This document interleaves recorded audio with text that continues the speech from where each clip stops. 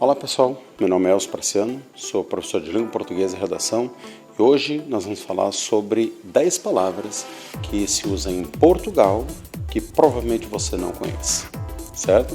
Vamos lá? Porém, antes, dá um like nesse vídeo, claro, se inscreva também no nosso canal e principalmente compartilhe com quem você acha que vai gostar desse vídeo. Vamos lá? Atualmente são 9 países que falam a língua portuguesa, entre eles Brasil e Portugal. Porém, o que acontece? Todos esses países falam a língua portuguesa, porém há uma variação muito grande no vocabulário delas. Hoje a gente vai se concentrar justamente no português de Portugal. Eu morei durante algum tempo em Portugal e assim que cheguei lá eu percebi que havia essa diferença do vocabulário muito grande.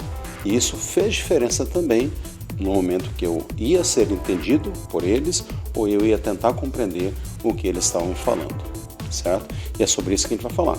Esse vídeo vai ficar dividido em 3 etapas. Essa aqui é a parte 1 do nosso vídeo, tá ok? Vou apresentar hoje 10 palavras, certo? Mas antes de falar sobre isso, eu vou falar um pouquinho sobre a fonética da língua portuguesa em Portugal, justamente os aspectos mais relevantes, os aspectos mais importantes sobre a diferença dessa fonética. Dá uma olhada nesse quadro que eu coloquei na tela e observe essas diferenças aí. A primeira diferença é justamente sobre o uso da letra L ou da pronúncia da letra L, né? Principalmente o L, quando fica no final da palavra, como é o caso, por exemplo, da palavra legal. Aqui no Brasil, a gente acaba pronunciando esse L com o som de U, né? A gente fala legal. Porém, em Portugal, isso é considerado um erro, né? As pessoas que falam legal lá são vistas como uma pessoa que não sabe falar a língua portuguesa. Porque lá o L tem a pronúncia de L mesmo. Portanto, ao invés de falar legal, as pessoas lá falam legal, tá? Uma naturalidade muito maior, já que falam assim, dessa forma, no seu cotidiano. E isso, é claro, se estende a todas as palavras que tem o L no final. Sal, sinal e assim vai. Outra diferença bastante interessante na sua fonética é justamente o acréscimo de C ou P antes da letra T, por exemplo, em algumas palavras. É o caso, por exemplo, da palavra ato. Aqui, por exemplo, no Brasil, a gente fala ato. Hoje realizou-se um ato na frente do Palácio do Governador. Esta palavra ato, em Portugal, fala-se acto. Então, temos um acréscimo de um C. Com a reforma ortográfica, foi estabelecido que as duas formas podem ser utilizadas em todos os países. Portanto, aqui no Brasil também podemos. Mas há uma tradição da gente não utilizar o C. A gente acaba não utilizando. E isso acontece com a palavra fato também. Facto fica assim dessa forma, ok? Outra diferença fonética é com relação à semivogal O, que aqui no Brasil a gente tem o hábito de transformar ele em U. É o caso, por exemplo, da palavra mato, a gente fala mato. A palavra cabo acaba ficando cabo.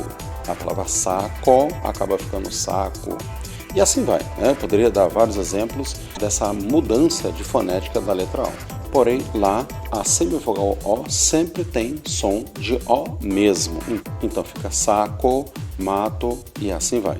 Outra diferença bastante marcante é com relação à posição do pronome oblíquo com relação aos verbos. Por exemplo, aqui, se você ama a sua namorada ou sua esposa, você fala eu te amo ou eu te amo.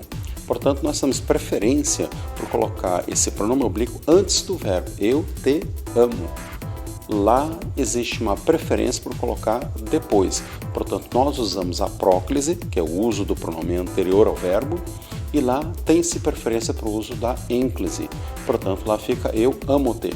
E assim vai. Então, nós temos uma preferência para a utilização do pronome oblíquo antes dos verbos e lá existe uma preferência para utilizar depois do verbo. Outra diferença bastante marcante é que aqui no Brasil a gente gosta muito de utilizar o gerúndio nas palavras. E lá, em vez do gerúndio, utiliza-se bastante as formas infinitivas. Por exemplo, na frase eu estou arrumando o quarto, eu estou utilizando então o gerúndio, arrumando. Lá, em Portugal, falaria-se eu estou a arrumar o quarto. Então, há uma preferência pelo infinitivo e nós temos uma preferência pelo gerúndio. Vamos para as palavras então? Dá uma olhadinha aqui. Por exemplo, aqui você vai utilizar a palavra celular. Como você utilizaria para se referir ao mesmo objeto lá em Portugal?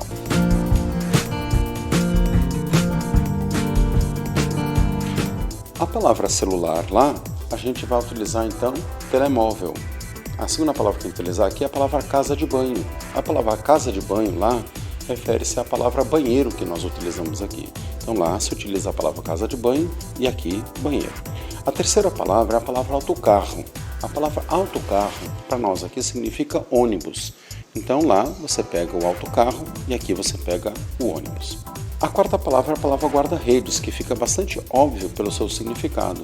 A palavra guarda-redes, aqui para nós utilizamos a palavra goleiro. A quinta palavra é a palavra comboio, ou comboio, como eles falariam lá. Aqui para nós vamos utilizar a palavra trem. Então lá fala-se comboio e aqui falamos trem. A palavra fato, sem a letra C, significa roupa, uniforme. O fato de banho, que seria então roupa de banho, o biquíni, assim vai. Ou o fato de treino, que no caso seria uniforme de esporte. A palavra sumo representa para nós a palavra equivalente a suco. Se você quiser tomar um suco de laranja lá, por exemplo, você vai pedir então um sumo de laranja. Já caso você queira pedir um chopp lá em Portugal, as duas palavras que podem ser utilizadas lá é a palavra fino ou a palavra imperial. Então você vai lá e pede um imperial ou pede um fino. Já a palavra presunto, lá existe então a palavra fiambre. Então você vai ao supermercado, à padaria, você vai pedir então 200 gramas de fiambre e não de presunto. E agora para aqueles amantes do chá ou do café, ao invés de utilizar a palavra xícara, se vai utilizar a palavra chávena, ok? Ficou surpreso com essas diferenças? Pois é, são dois países que utilizam exatamente a mesma língua, a língua portuguesa, porém o tempo fez com que as duas línguas se diferenciassem. E para aqueles que acreditam que na verdade foi o Brasil que alterou a língua portuguesa, na realidade houve mudança para os dois lados. A língua portuguesa que inicialmente foi implantada aqui no Brasil, quando os portugueses chegaram de Portugal aqui no Brasil, a língua sofreu alterações lá em Portugal e sofreu aqui no Brasil também. E por isso então temos essa grande diferença. Então houve mudança para os dois lados, não apenas de um. Bom, se você gostou desse vídeo, não esqueça então de dar um like e também não se esqueça de se inscrever no nosso canal. E principalmente, compartilhe esse vídeo com aquele que você acha que vai precisar. Depende se você conhece algum amigo, alguém que vai se mudar para Portugal ou simplesmente vai passar umas férias lá. Não se esqueça então de compartilhar para ele, ok? Até mais pessoal, até o nosso próximo vídeo.